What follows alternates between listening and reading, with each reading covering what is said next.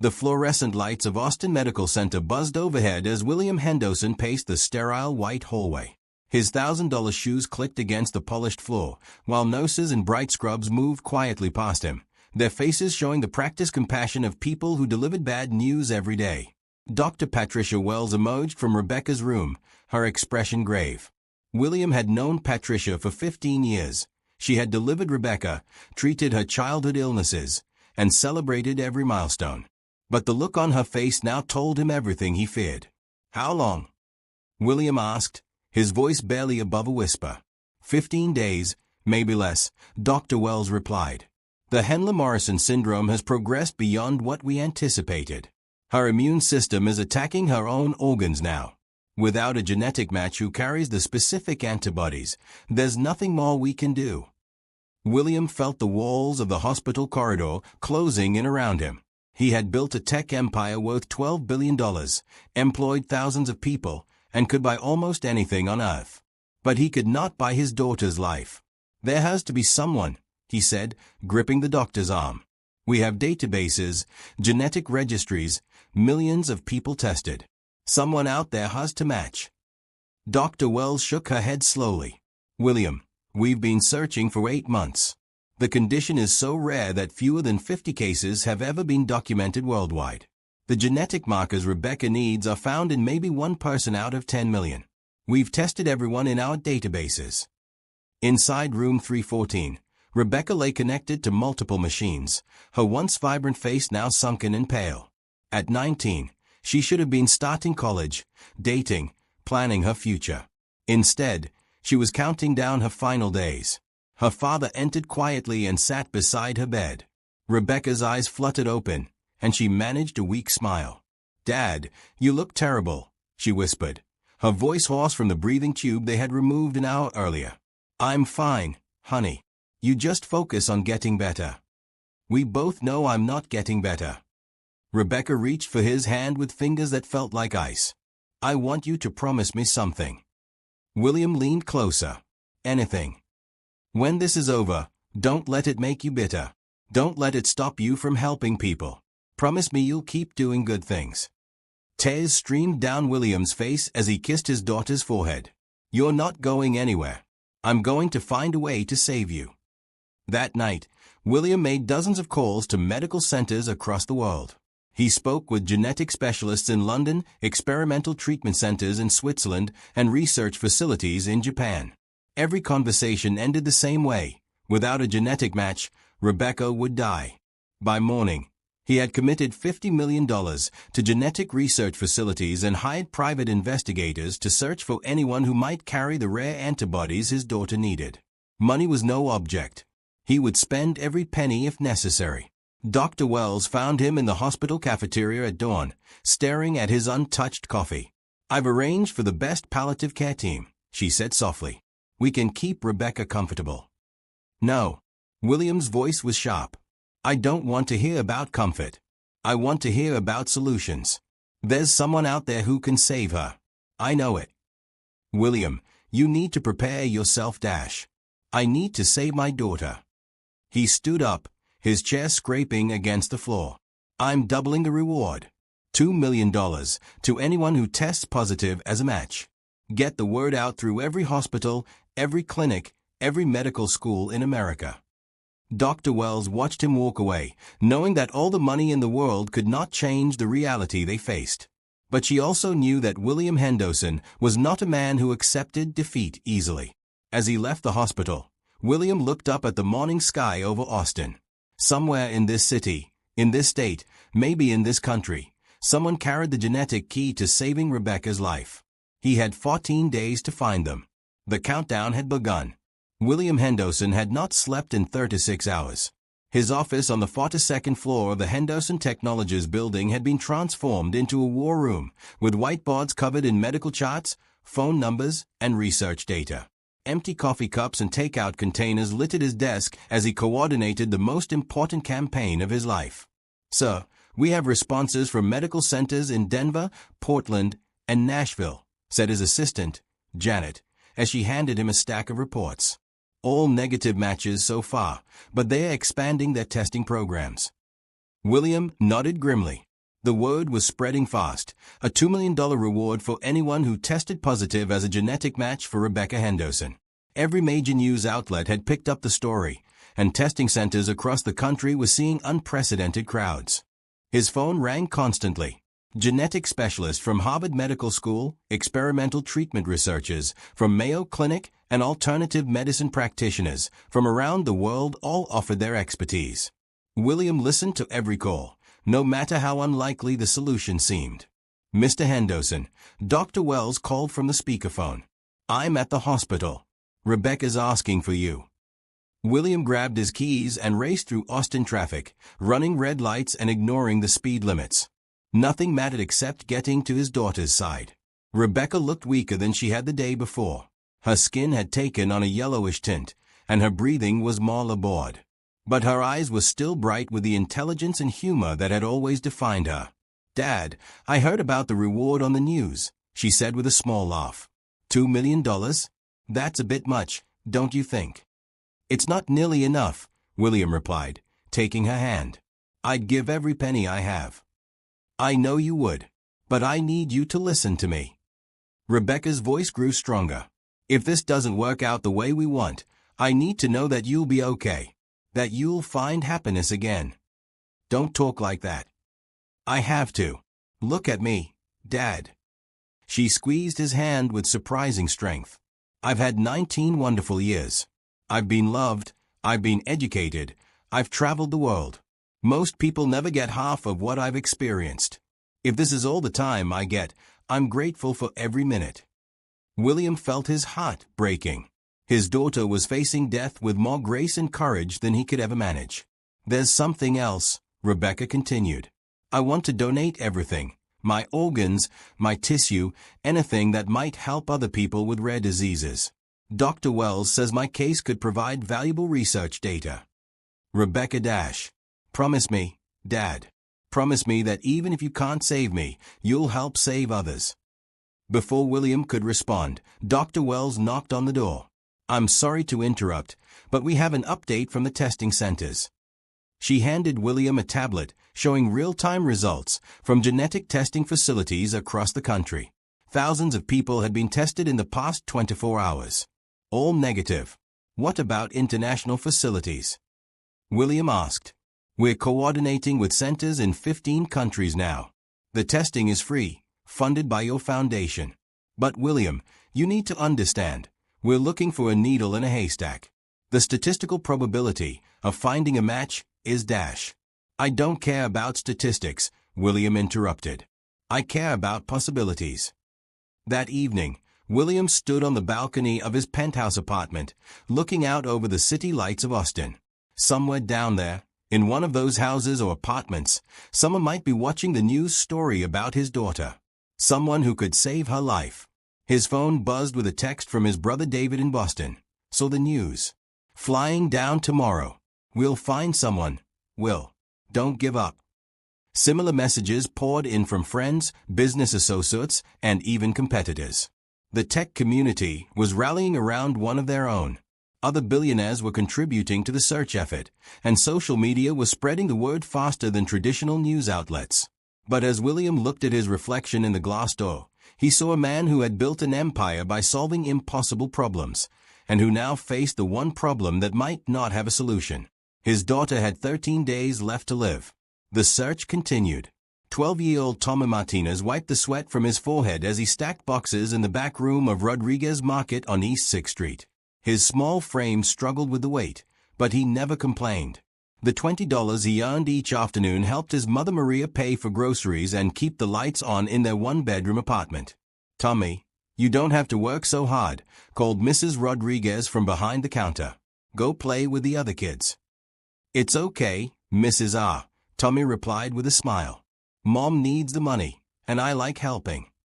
At East Side Middle School, Tommy was known as the kid who never missed a day, never caused trouble, and always helped others with their homework. His teachers marveled at his positive attitude despite the challenges he faced at home. Maria Martinez worked 3 jobs to support herself and Tommy. During the day, she cleaned offices downtown. In the evenings, she waited tables at a local restaurant. On weekends, she did laundry for neighbors who could afford to pay a few dollars for the service. "Mijo, you study too hard," she would tell Tommy as he hunched over his homework at their small kitchen table. "You're going to hurt your eyes reading in this light." "I want to get a scholarship to college, Mom," Tommy would reply. "Then I can get a good job and take care of you." Maria's heart swelled with pride every time he said things like that. Despite their struggles, Tommy had grown into a kind, generous boy who never seemed bitter about their circumstances. On Tuesday morning, Tommy was in his 7th grade science class when he suddenly felt dizzy. The room began to spin, and his vision blurred. "Tommy, are you okay?" asked Miss Sarah Johnson, his teacher. "I think so," he mumbled, but as he tried to stand up, his legs gave out and he collapsed to the floor. The school nurse, Grace Thompson, was called immediately. She knelt beside Tommy, checking his pulse and temperature while other students gathered around in concern. "Call his mother," Grace instructed the school secretary, "and call an ambulance. His heart rate is extremely irregular." By the time Maria arrived at the school, Tommy was conscious but weak. The paramedics wanted to take him to Austin Medical Center, but Maria's face went pale when they mentioned the cost. "I don't have insurance," she whispered to Grace. "I can't afford Dash." "Don't worry about that right now," Grace interrupted. "Your son needs medical attention. We'll figure out the financial part later." But Maria shook her head. "I'll take him to the free clinic on East First Street. They'll see him for whatever I can pay." Grace Thompson had been a school nurse for 15 years. She had seen too many children go without proper medical care because their families couldn't afford it. Something about Tommy's collapse worried her. It wasn't a normal fainting spell. "Mrs. Martinez," she said gently, "I have a friend who works at the free clinic. Let me call her and make sure Tommy gets seen right away. And I want to pay for any tests he might need." Maria's eyes filled with tears. "I can't let you do that. You don't even know us." "I know Tommy is a good kid who deserves medical care," Grace replied. "Please, let me help." An hour later, Tommy was lying on an examination table at the East Side Community Health Clinic, where Dr. Ramon Gutierrez was reviewing his chart with a puzzled expression. "Mrs. Martinez, I need to ask you some questions about Tommy's family history," Dr. Gutierrez said. "Has anyone in your family ever had unusual blood work or immune system disorders?" "I don't know much about my family," Maria admitted. "I was adopted when I was 3. I never knew my both parents or their medical history." Dr. Gutierrez nodded and continued his examination.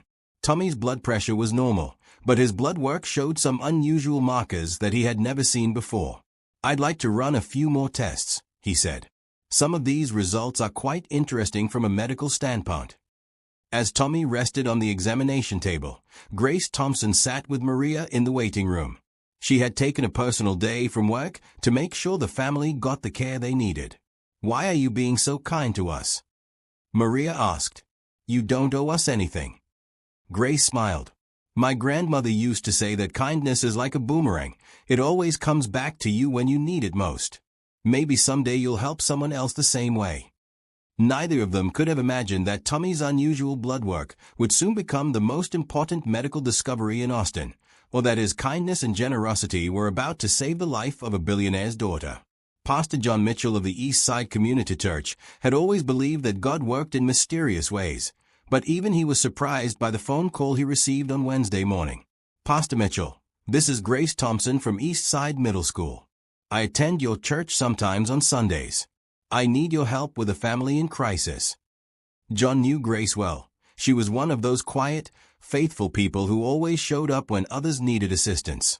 If she was calling, it meant someone truly needed help. "Tell me what's happening," John said, setting aside the sermon he was writing. Grace explained Tommy's medical situation and his mother's financial struggles. "The free clinic wants to run more extensive tests, but even with their reduced rates, the family can't afford it. This boy is special, Pastor. He's the kind of kid who gives you hope for the future." John had ministered to the Latino community in East Austin for 20 years. He had seen families destroyed by poverty and medical bills, and he had also seen miracles happen when people came together to help each other. "Bring them to see me this afternoon," he said. "The church has an emergency fund for situations exactly like this." At 3 o'clock, Maria and Tommy Martinez sat in the small office behind the sanctuary of East Side Community Church. The walls were covered with photos of church members, community events, and mission trips to Central America. Pastor John Mitchell was a tall, gentle man in his 50s who had grown up in East Austin himself. He understood the challenges that families like the Martinez family faced every day. "Mrs. Martinez, Grace tells me you're worried about medical bills," he said kindly. Maria nodded, tears in her eyes. "I work as hard as I can, Pastor, but there's never enough money. And now Tommy needs these tests, and I don't know what to do." "Mom, it's okay," Tommy said, reaching for her hand. "I feel better already. Maybe I don't need the tests." Pastor John smiled at the boy's concern for his mother. "Tommy, let me tell you something. Sometimes God puts people in our path specifically to help us in our time of need. Grace Thompson called me because she cares about you and your mother. Our church community wants to help." "But we're not members of your church," Maria protested. "We're Catholic."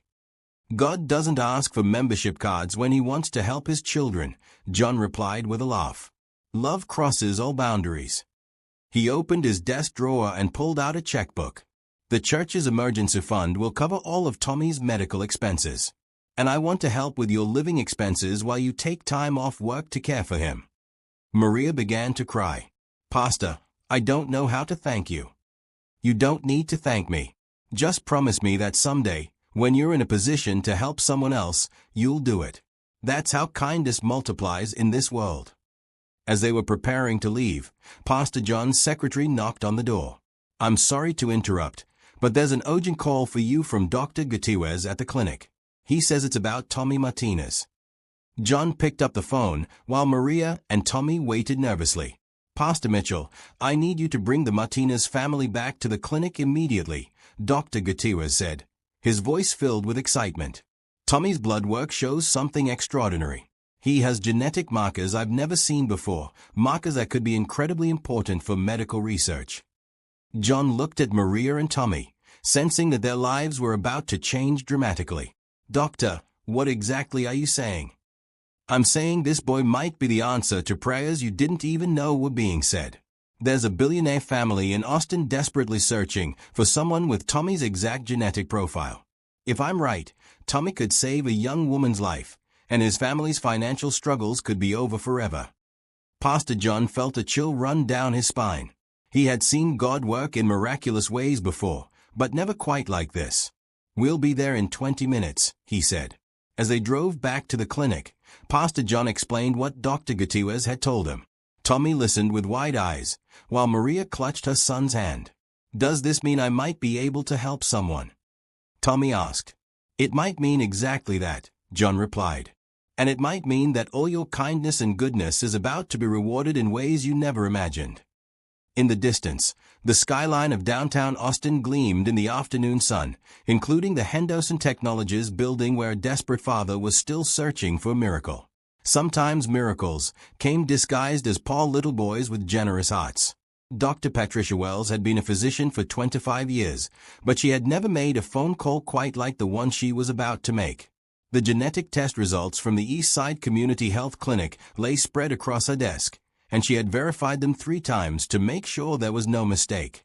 Tommy Martinez, a 12-year-old boy from East Austin, carried the exact genetic markers that could save Rebecca Henderson's life. Her hands trembled slightly as she dialed William Henderson's private number. "William, I need you to sit down," she said when he answered. "We found him. We found the match." The silence on the other end of the line stretched for nearly 10 seconds before William's voice came through, barely controlled. "Are you sure?" "I've run the test twice, and I'm having the lab run them a 3rd time right now," Dr. Wells replied. "But yes, I'm sure. His name is Tommy Martinez. He's 12 years old, and his genetic profile is a perfect match for what Rebecca needs." William Henderson sank into his office chair, overwhelmed with relief and disbelief. "Where is he? How do we reach him?" "That's where this gets interesting," Dr. Wells continued. "He's right here in Austin. His family doesn't have much money, and he ended up at the free clinic because of a fainting spell at school. The doctor there recognized the unusual markers in his blood work and called me." I'll send a car for them immediately, William said, already reaching for his phone. Whatever they need, whatever it costs. William, slow down, Dr. Wells interrupted gently. This family doesn't know who you are or what this means yet. We need to approach this carefully. The boy's mother is going to be scared and overwhelmed. Then what do you suggest? Let me talk to them first. Explain the medical situation. Then, if they are willing, we can arrange a meeting.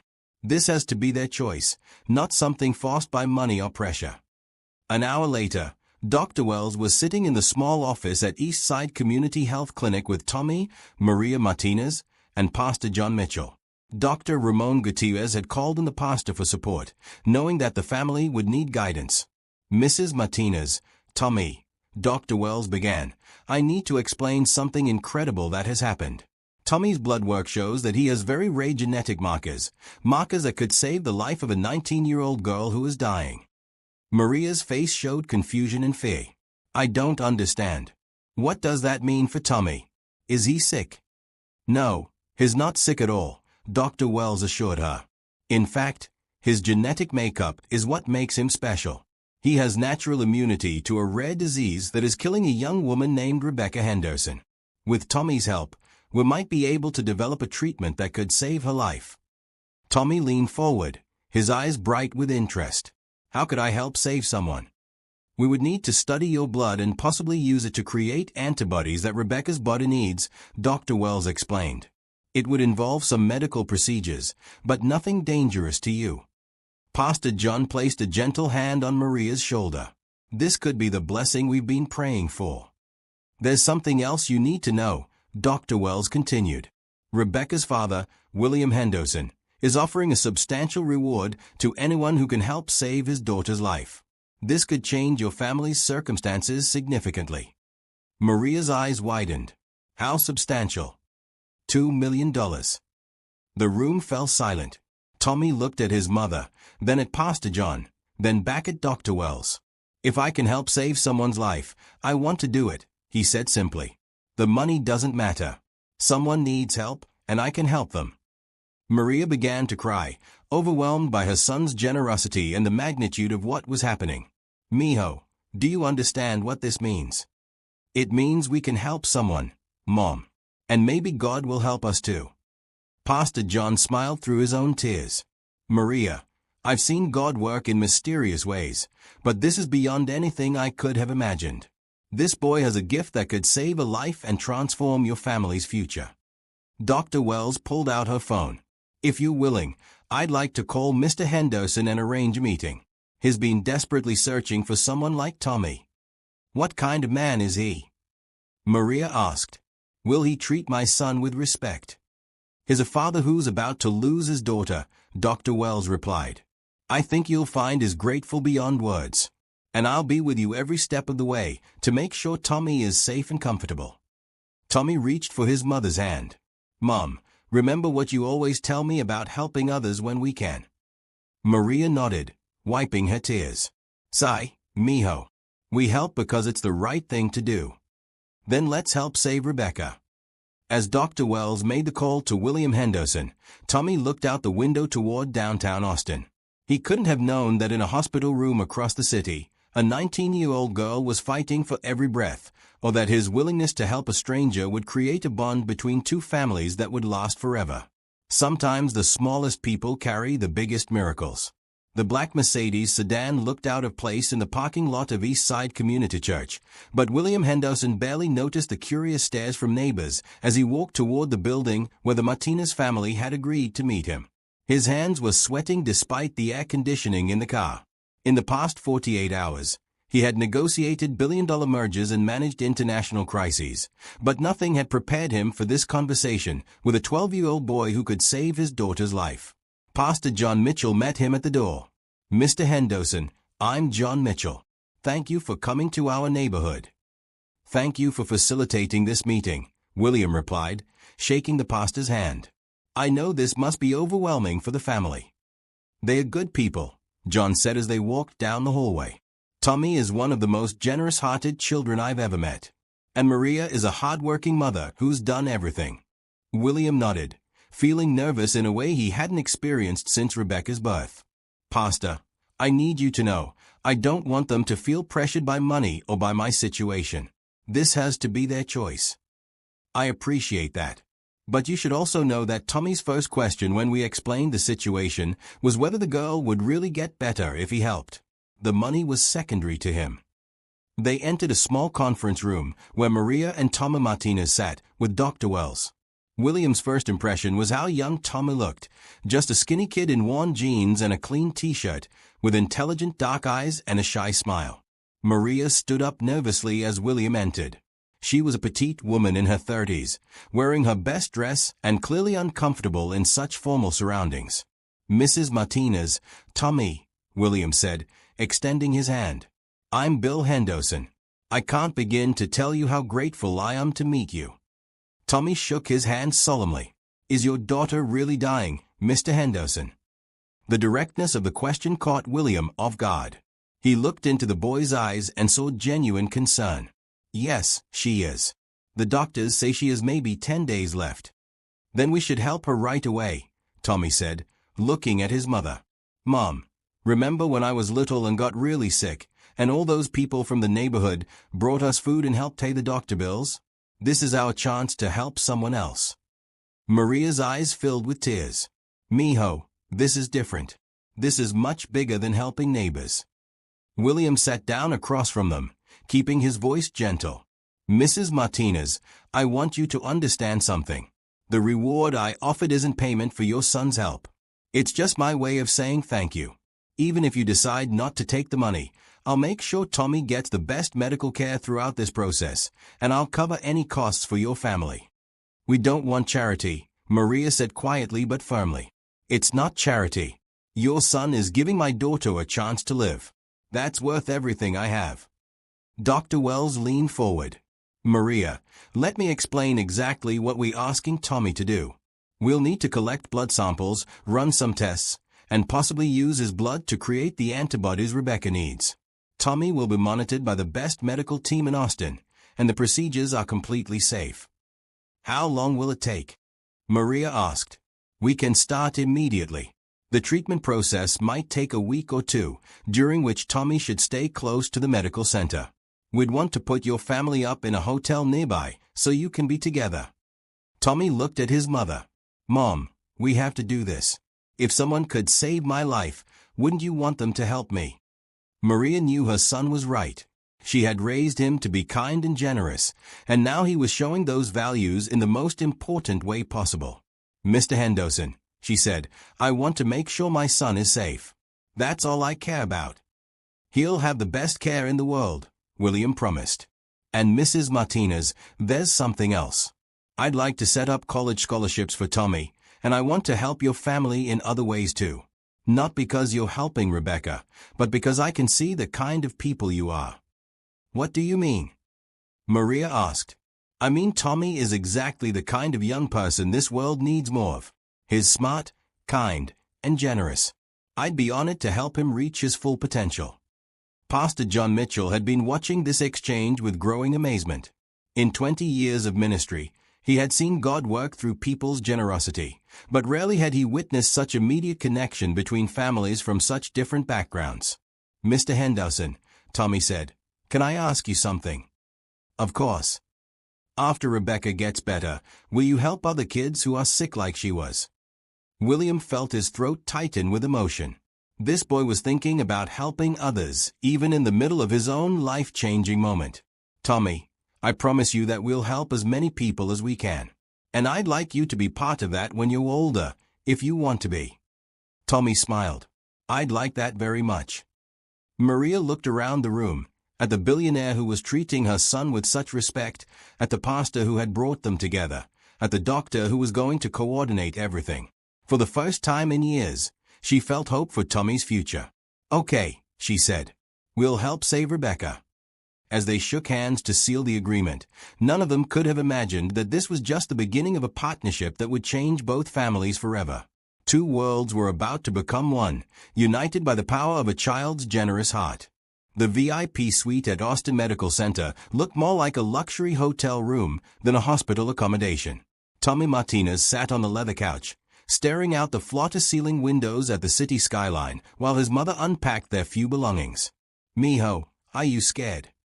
Maria asked, noticing how quiet her son had been since they arrived. "A little," Tommy admitted. "But mostly I'm excited. We're going to help save someone's life, Mom. That's pretty amazing." Down the hall, in the hospital's intensive care unit, Rebecca Henderson was experiencing her first day of improved energy in weeks. Dr. Wells had begun preliminary treatments using Tommy's blood work, and the results were more promising than anyone had dared to hope. "Dad, I think I actually feel a little better," Rebecca told her father as he sat beside her bed. "My breathing is easier." William squeezed her hand, afraid to believe that the nightmare might finally be ending. "Dr. Wells says the initial treatments are working exactly as she hoped. This boy, Tommy, is giving you a real chance." "I want to meet him," Rebecca said. "Can we arrange that?" "Are you sure you're strong enough?" Rebecca smiled for the first time in weeks. "If a 12-year-old boy is brave enough to help save my life, I'm brave enough to thank him in person." An hour later, Tommy and Maria were walking through the hospital corridors with Dr. Wells, heading toward Rebecca's room. Tommy had been through multiple blood draws and medical tests that morning, all of which had gone perfectly. "Remember," Dr. Wells said gently, "Rebecca is very weak. She might not be able to talk for very long." Tommy nodded seriously.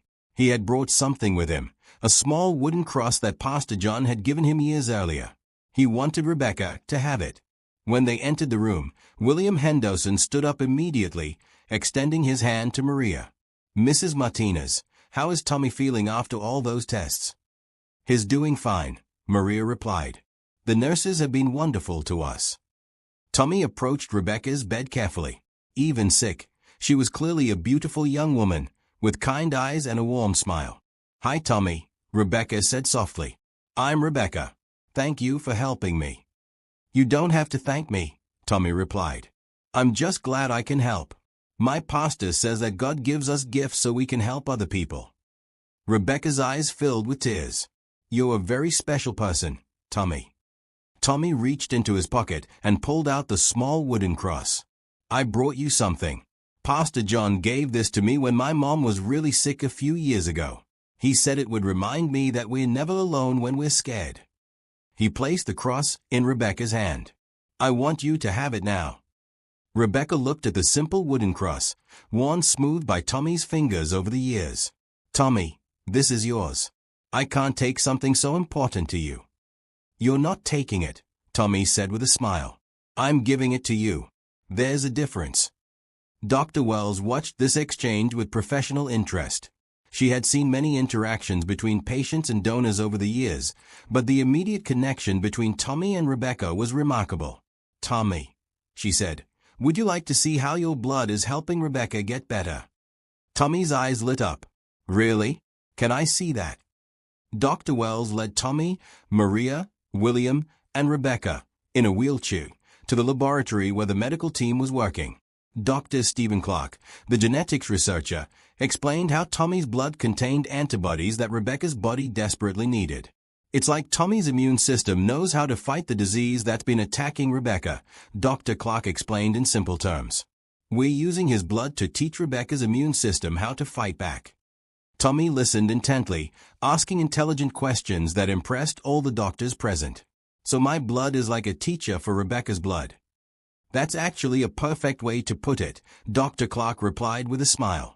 Over the next few days, Tommy's presence at the hospital became a source of inspiration for everyone involved. He befriended other patients, helped nurses with simple tasks, and maintained his positive attitude despite the medical procedures he underwent daily. The news media had picked up the story, and reporters were calling constantly for interviews. But William had made it clear that the Martinez family's privacy was to be protected completely. "Tommy is doing something heroic," William told the hospital administrator. "The least we can do is give his family peace and respect." By the end of the week, Rebecca's improvement was remarkable. Her color had returned, her breathing was normal, and her energy levels were increasing daily. The treatment was working better than anyone had dared to hope. But the real miracle was happening beyond the medical procedures. Two families from completely different backgrounds were discovering that kindness, generosity, and love were more powerful than any barriers that had once separated them. Are you someone who believes in the power of kindness to change lives? Make sure to subscribe and share your most inspiring story of unexpected generosity in the comments below. Tommy Martinez was proving that heroes come in all sizes, and sometimes the smallest hearts carry the biggest miracles. On the 7th day of treatment, everything went wrong. Tommy was in the middle of his morning blood draw when he suddenly felt dizzy and nauseous. The color drained from his face, and he slumped forward in the chair. "Tommy!" Maria screamed, rushing to his side as nurses flooded into the room. Dr. Wells arrived within minutes, her face grim as she examined Tommy's vital signs. His blood pressure had dropped significantly, and his heart rate was irregular. "We need to get him to intensive care immediately," she ordered. Word of Tommy's collapse spread quickly through the hospital. William Henderson was in Rebecca's room when Dr. Wells called with the news. "What does this mean for the treatment?" he asked, though he immediately felt guilty for thinking about his daughter when Tommy was in danger. "We have to stop the procedures immediately," Dr. Wells replied. "Tommy's body is showing signs of stress from the repeated blood draws. We've been taking samples every few hours for a week, and it's too much for a 12-year-old. Rebecca, who was feeling stronger than she had in months, insisted on being wheeled down to the intensive care unit to see Tommy. She found Maria sitting beside her son's bed, tears streaming down her face. "Mrs. Martinez, I'm so sorry," Rebecca whispered. "This is my fault.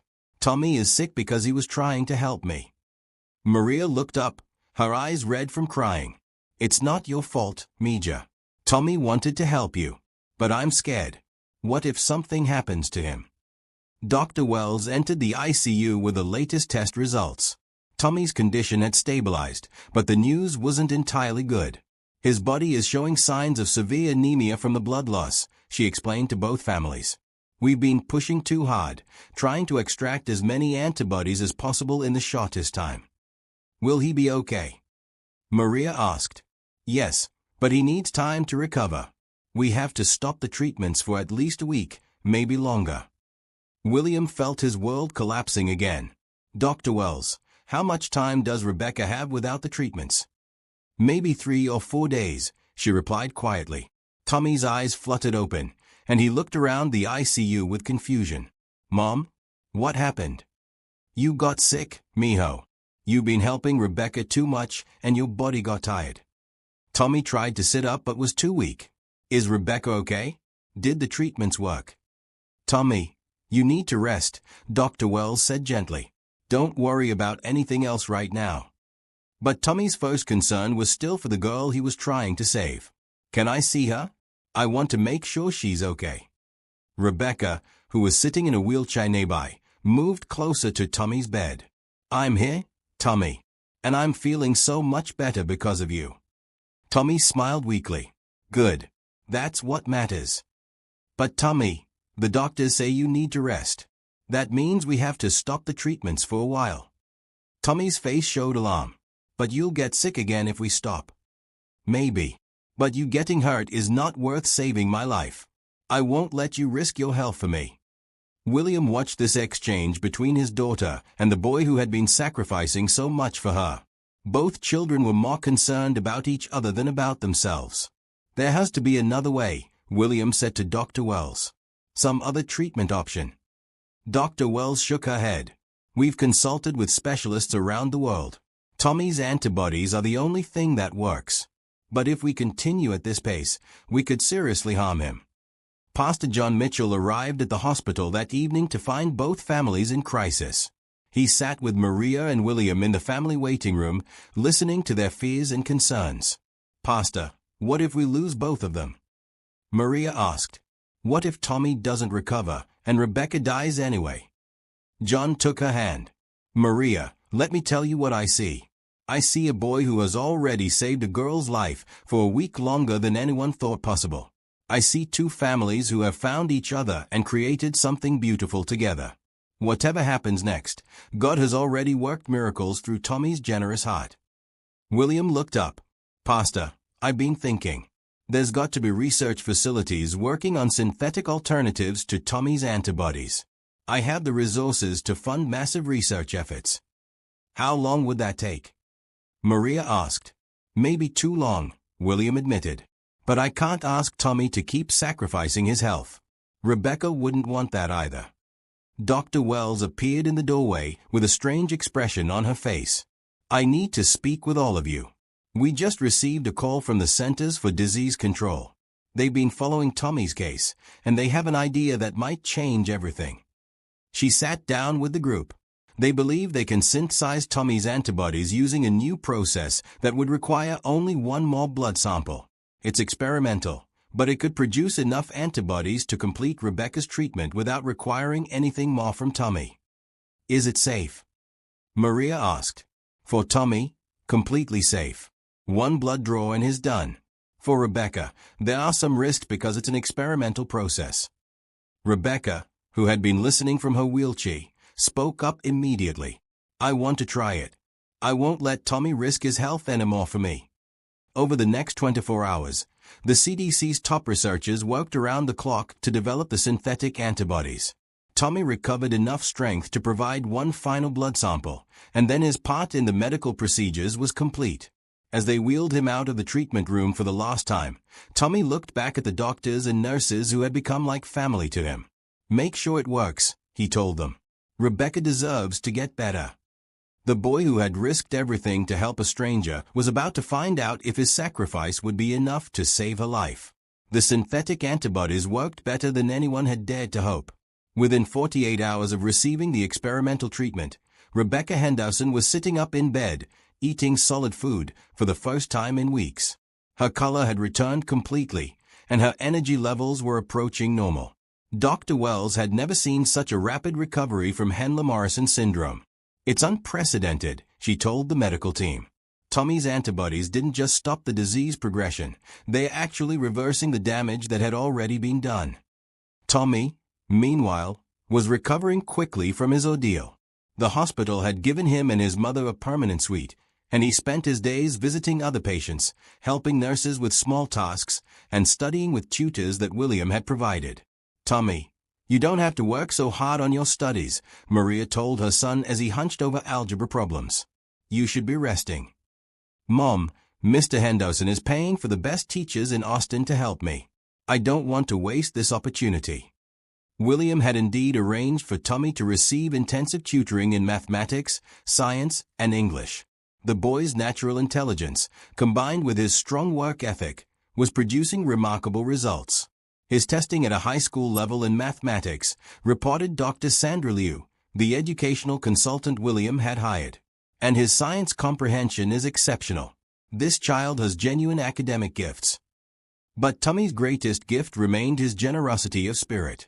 When he learned that Rebecca was finally strong enough to leave the hospital, his first suggestion was that they celebrate by visiting other sick children.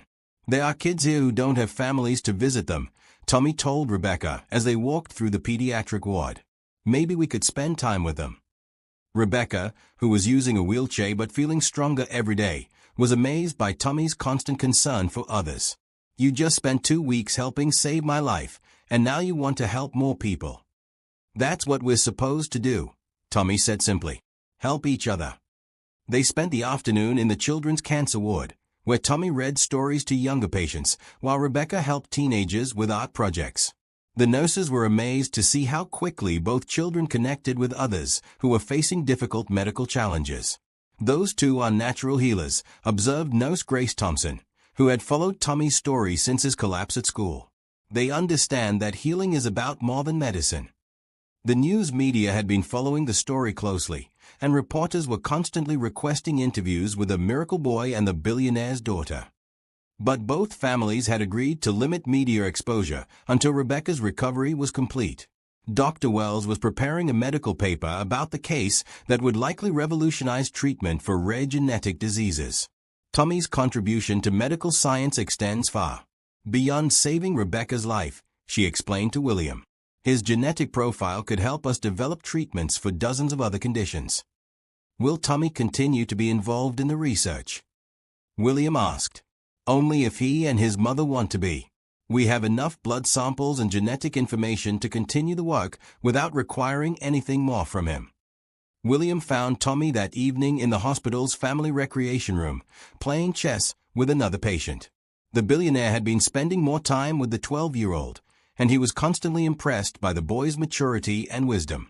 "Tommy, I want to talk to you about your future," William said when the chess game ended. "What do you mean?" "I mean that you've shown incredible courage and generosity. You've saved my daughter's life, and now I want to help you build the kind of future you deserve." Tommy looked thoughtful. "Mr. Henderson, can I ask you something?" "Anything." "When Rebecca gets completely better, are you going to forget about us and go back to your old life?" William was taken aback by the directness of the question. "Tommy, why would you think that?" "Because you're rich and important, and we're just regular people. Sometimes rich people help others when they need something, but then they forget about them afterwards." William sat down beside Tommy, realizing that this conversation was more important than any business meeting he had ever conducted. "Tommy, let me tell you something. My daughter is alive because of your generous heart. You and your mother aren't just people I helped, you're family now. And family takes care of each other forever." "Really? Really? In fact, I have some ideas about how we can work together to help other people the way you helped Rebecca." William explained his vision for a foundation that would provide medical care for children whose families couldn't afford it. He wanted Tommy and Maria to be partners in the foundation, not just recipients of charity. "We could call it the Martinez Henderson Foundation," William suggested. "You could help us identify families that need assistance, and when you're older, you could help run the programs." Tommy's eyes lit up with excitement. "We could help kids like me, kids whose families don't have money for medical care." "Exactly. And we could fund research into rare diseases so that other families don't have to go through what Rebecca and I experienced." "Mom would love that," Tommy said. "She's always worried about other families who can't afford doctors." As they talked about the foundation's possibilities, neither William nor Tommy noticed Rebecca approaching in her wheelchair. She had been listening to their conversation, and tears of joy were running down her face. Her father and the boy who had saved her life were already planning ways to save other lives. The miracle wasn't just that she had recovered, it was that Tommy's generosity was creating a ripple effect that would help countless other people. The Martinez family had given the Henderson family the gift of Rebecca's life. Now the Henderson family was giving the Martinez family the opportunity to change the world. Some miracles save one person. Others save everyone they touch. 6 months later, Rebecca Henderson walked across the stage at the Austin Convention Center to thunderous applause. She was accepting the key to the city on behalf of the Martinez Henderson Foundation, which had already provided free medical care to over 300 children in Central Texas. In the front row, Tommy Martinez watched proudly as the girl whose life he had saved now dedicated her life to helping others. He was wearing a new blue suit, the first formal clothing he had ever owned, and sitting between his mother and William Henderson. "Look at her, Tommy," Maria whispered. "She's so strong and beautiful." "She always was," Tommy replied. "We just helped her get healthy enough to show it." The foundation had become Tommy's passion project. At 13, he was already working with medical researchers to identify other children with rare genetic conditions. His own blood samples had contributed to treatments for 4 other diseases, and pharmaceutical companies were paying licensing fees that funded the foundation's operations. Tommy has become the youngest medical research consultant in the United States, Dr. Wells had told a medical conference the previous month. His genetic profile is helping us understand immune system responses in ways we never thought possible. But Tommy remained most proud of the individual children the foundation had helped. There was 8-year-old Sophie from San Antonio, who received a heart transplant that her family couldn't afford. There was Marcus from Houston, whose leukemia treatments were fully funded by the foundation. And there was Elena from El Paso, whose rare genetic condition was successfully treated using antibodies developed from Tommy's blood work. "Each child we help is a victory," Tommy told the Austin Business Journal in a rare interview. "Every family that doesn't have to choose between medical bills and rent is a success story." Rebecca's speech that day focused on the power of unexpected kindness. 7 months ago, I was dying, she told the audience. A 12-year-old boy from East Austin, someone I had never met, saved my life simply because it was the right thing to do. Tommy Martinez taught my family that generosity isn't about how much money you have, it's about how much love you're willing to share. After the ceremony, both families gathered at the Henderson home for a private celebration. The mansion in West Austin had become a second home for Tommy and Maria, and they were there several times each week for foundation meetings and family dinners. "Tommy, I have something for you," Rebecca said, pulling out a wrapped package. Inside was a leather-bound book titled The Complete Works of Tommy Martinez, age 13. It contained copies of all the letters Tommy had written to children in hospitals, his research notes about rare diseases, and photos from their visits to medical facilities across Texas. "This is so you remember that you've already changed the world," Rebecca said. "And you're just getting started." Tommy flipped through the pages, amazed to see how much he had accomplished in such a short time. But his favorite photo was from their recent visit to East Side Middle School, where he had spoken to students about the power of helping others. "The coolest thing about helping people," he had told his classmates, "is that it makes you feel better than any video game or toy ever could." Pastor John Mitchell joined them for dinner that evening, marveling at how much the two families had accomplished together. "I've seen miracles in my ministry," he said during grace, "but nothing quite like this. Two families from different backgrounds, brought together by crisis, creating hope for thousands of other families. This is how God intended us to live, taking care of each other." William raised his glass for a toast. "To Tommy Martinez, who taught us that the size of your heart matters more than the size of your bank account. And to Maria Martinez, who raised a son generous enough to save a stranger's life without thinking twice about it. And to Rebecca Henderson," Tommy added, "who used her second chance to help other kids get their first chance." As the evening wound down, Tommy and Rebecca walked through the garden behind the Henderson home, talking about their plans for the foundation's expansion. "We've been thinking about opening a clinic in East Austin," Rebecca said. "Somewhere that families like yours can get quality medical care without having to worry about money." "That would be amazing," Tommy replied. "But I want to make sure we don't forget about the small stuff too, like helping kids pay for glasses or hearing aids. Sometimes the little things matter as much as the big ones." Rebecca smiled at her friend's wisdom. "Tommy, can I tell you something?" "Sure." "When I was sick, I used to wonder why God was letting me suffer. Now I know it was because I needed to meet you. You didn't just save my life, you taught me how to live." "You taught me too," Tommy replied. "You showed me that kindness doesn't have boundaries. Rich people, poor people, we all just people who need help sometimes." As they looked up at the stars over Austin, both children knew that their story was far from over. The Martinez Henderson Foundation was planning to expand nationally, bringing free medical care to children across the country.